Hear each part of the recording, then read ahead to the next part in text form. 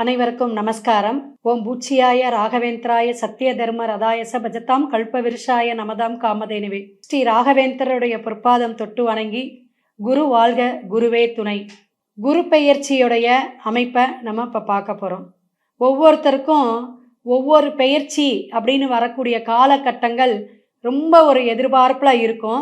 அதன் வரிசையில் பாவகிரகங்களான ராகுகேது பெயர்ச்சி, சனி மகா பெயர்ச்சி மார்ச் மாதமே உங்களுக்கு பெயர்ச்சி ஆகக்கூடிய காலகட்டங்கள்.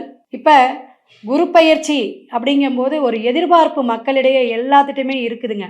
ஏன்னா சுபகிரகங்கள் அப்படிங்கிற வரிசையில் முக்கியமானது முதன்மையான கிரகம் எது அப்படின்னா குரு பகவான் தான். குரு பகவான் அப்படிங்கும்போது புத்திரக்காரகர்னு ஒரு பெயர் உண்டுங்க. புத்திரன் அப்படிங்கும்போது குழந்தை பாக்கியத்தை கொடுக்கக்கூடியவர், செல்வ வளத்தை கொடுக்கக்கூடியவர், திருமண பாக்கியத்தை தரக்கூடியவர், தொழில் வளத்தை பெருக்கக்கூடியவர். இத்தனை விஷயத்தையும் சுபகாரியம் எல்லாமே நடத்தக்கூடியவர் குரு பகவான் மட்டும்தான். 9 கிரக வரிசையில் குரு பகவானுக்கு அத்தனை ஆதிக்கம் உண்டு, அத்தனை ஆளுமைத்தன்மை உண்டு. ஏன்னா வியாழன் நோக்கு அப்படிம்பாங்க. அப்படி குரு பகவானுடைய பார்வைக்கு அத்தனை விசேஷங்க. குரு பகவானுடைய இடம் அப்படின்னு பார்த்தீங்கன்னா ஜாதக கட்டத்தில் 12 பாவகத்திலேயே 9, 12 காலதேவனுக்கு 9ஆம் இடம் தனுஷு குருவுடைய இடங்க. அதே போல் 12ஆம் பாவகம்னு சொல்லக்கூடிய மீனம் தான் குரு பகவானுடைய இடம், அதிபதியாக விளங்கக்கூடியவர் அப்படின்னு சொல்லலாம். அப்போ மேசம் முதல் மீனம் வரை ஒவ்வொரு ராசிக்காரர்களுக்கும் குரு பகவான் இந்த 9, 12க்குடைய குரு பகவான் என்ன வேலை செய்வார், எப்படியெல்லாம் அவர் பலாபலனை கொடுப்பார், நல்லதை மட்டும்தான் செய்வாரா அல்லது பல விஷயங்களை சோதனைகளையும் கொடுப்பாரா அப்படிங்கிறத நம்ம ஒவ்வொரு வீடியோவும் போய் ஒவ்வொரு ராசிக்காரர்களுக்கு நீங்கள் பார்க்கணும். இதுவரை நீங்கள் சப்ஸ்கிரைப் பண்ணலைன்னா சப்ஸ்கிரைப் பண்ணிக்கிங்க, ஷேர் பண்ணுங்கள். ஏன்னா குரு அருள் ஷேர் பண்ணும்போதே உங்களுக்கு கிடச்சிரும் அப்படின்னு சொல்லலாம். ஏன்னா பாக்கியம்னு அர்த்தம் இல்லை குருவுக்கு. ஸோ புண்ணியத்தை தேடக்கூடியது ஒரு குரு வழிகாட்டியாக இருக்கணும். குரு இல்லாத வித்தை குருட்டு வித்தைம்பாங்க. எல்லாருக்குமே மனுஷா ஜென்மம் பிறந்த அனைவருக்குமே குரு பகவான் ஒரு நல்லதை செய்யணும். நமக்குன்னு ஒரு குரு இருக்கணும். அந்த ஆசானுடைய பாதம் தொட்டு வணங்கணும், அவங்களுடைய சொல்கிற வழியை நம்ம கேட்டு நடக்கணும்.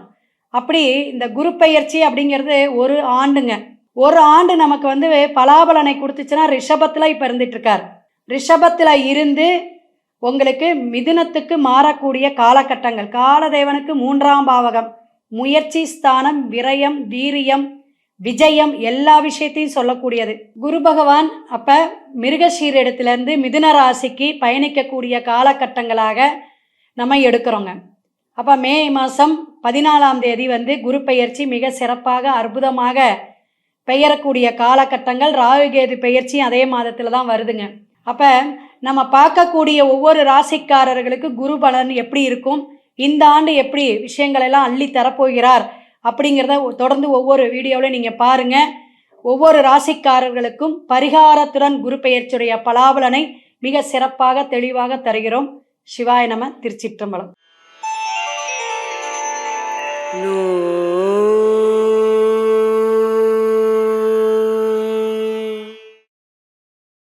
மீனராசி நேயர்களுக்கு குரு பெயர்ச்சி பலாபலன் எப்படி இருக்கும் அப்படிங்கிறத இந்த பதிவில் பார்ப்போம். சிறப்பான பதிவாக மேசம் முதல் மீனம் வரை ஒவ்வொரு ராசிக்காரர்களுக்கும் ஆன்மீக சிந்தனையோட கோயில் பரிகாரத்துடன் நம்ம சொல்லிட்டு இருக்கோம். ஏன்னா சுபகிரகம்னு சொல்லக்கூடிய குரு பெயர்ச்சி நமக்கு ஒரு விமோச்சனத்தை கொடுக்கணும், ஒரு ஆதரவை கொடுக்கணும், நல்ல ஒரு விருத்தியை கொடுக்கணும். ஏன்னா உங்களுடைய பிளேஸே அதிபதியே ஆதிக்கமே மீனத்துக்கு குரு பகவான் தாங்க. உங்களுடைய இடத்துலேருந்து 4ஆம் இடத்துக்கு போகிறார். போகக்கூடிய காலகட்டங்கள் உங்களுக்கு சிறப்பாக இருக்குமா அப்படின்னு கேட்டிங்கன்னா 10க்கும் உங்களுடைய ஜென்மத்துக்கும் உரிய குரு பகவான் மிதுனத்துக்கு போய் உங்களுக்கு நல்ல விஷயத்தை கொடுப்பார். வீடு, வண்டி, வாகனம் இந்த மாதிரி விஷயங்களை கவனம் தேவை. மற்றபடி ஏன்னா ஜென்மத்தில் போய் உட்காரது ஒரு விஷயம், 4ஆம் இடத்துல உட்காரும் போது ஒரு விஷயம். இப்படி அவர் உட்கார இடத்த நம்ம கவனமாக பார்க்கணும். பார்க்கக்கூடிய இடம், பார்க்கக்கூடிய அந்த இடத்துக்கு பார்வைக்கு 5ஆம் பார்வையாக 8ஆம் இடத்தை பார்க்குறார். நல்லா கேட்டுக்கணும். துலாமை பார்க்கும் பொழுது 8ஆம் இடத்தை பார்க்குறார். 7ஆம் பார்வையாக 10ஆம் இடத்தை பார்க்குறார். 9ஆம் பார்வையாக 12ஆம் பாவகத்தை பார்க்குறார். அயன சயனம், இவ்வளோ நாளாக கஷ்டப்பட்டுட்டு இருந்தேன், உடம்பு தொந்தரவலாக இருந்தேன், அலைச்சலாக இருந்தேன், வெளிநாடு போய் பாடா பட்டுக்கிட்டு இருந்தேன்னா ஜென்மத்தில் ராகு, எல்லாமே நமக்கு தெரியுமில்ல. சனி பகவான் ராகு பகவான் பிரச்சனை உங்களுக்கு இருந்துச்சு, அது இன்னமும் தொடருமா? 7.5 சனி கஷ்டப்படுத்துமா? கஷ்டப்படுத்தும். பொய்யான வாக்கோ கஷ்டத்தையோ இல்லாமல் நம்ம சொல்லக்கூடாது. ஆனால் குரு பகவான் 4ஆம் இடத்துல கேந்திர பாவத்தில் இருக்கார். அப்போ கேந்திரத்தில் ஏறின தனிச்சு இருக்கும் போது பிரச்சனையை கொடுப்பார். உங்களுக்கு அங்கே மேபி ஏதாவது ஒரு கிரகங்கள் இருந்தால் அது பிரச்சனையிலேருந்து விலக்குவார்.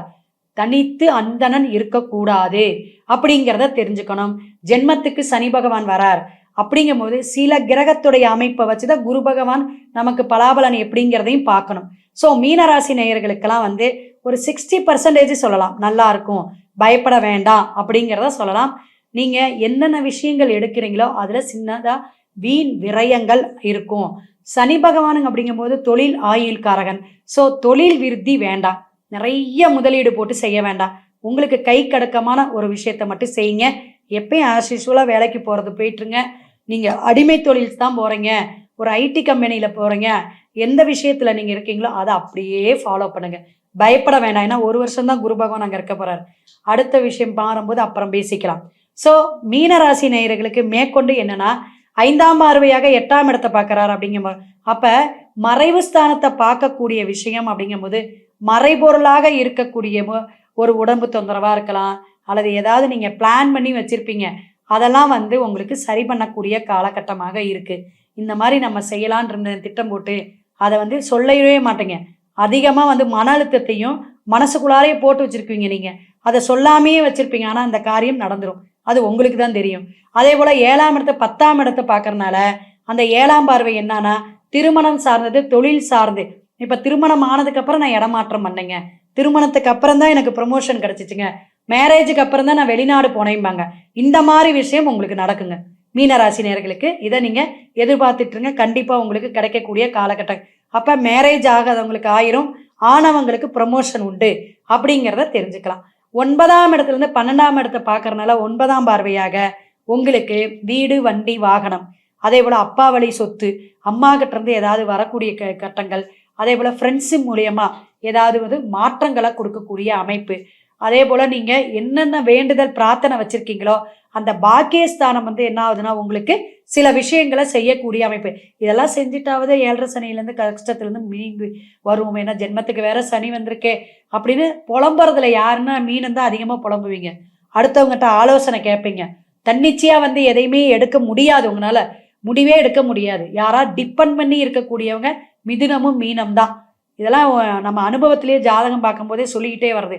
ஸோ உங்களுக்கு அந்த தன்னம்பிக்கை தைரியத்தை யார் மூலியமாக தருவார் அப்படின்னு கேட்டிங்கன்னா குரு பகவான் தரக்கூடிய காலகட்டங்கள் அப்படிங்கிறத தெரிஞ்சுக்கலாம். Share marketing 70%.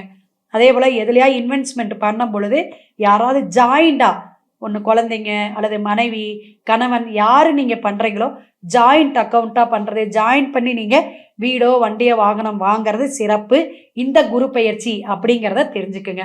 அதே போல் நீங்கள் ஐடி ஃபீல்டில் இருக்கிறவங்களுக்குலாம் வெளிநாடு எதிர்பார்த்துட்டீங்கன்னா கிடைக்கக்கூடிய காலகட்டம். ராகு போகும்போது எதாவது கொடுத்துட்டு தானே போகணும், அதனால் கொடுத்துட்டு போவார்.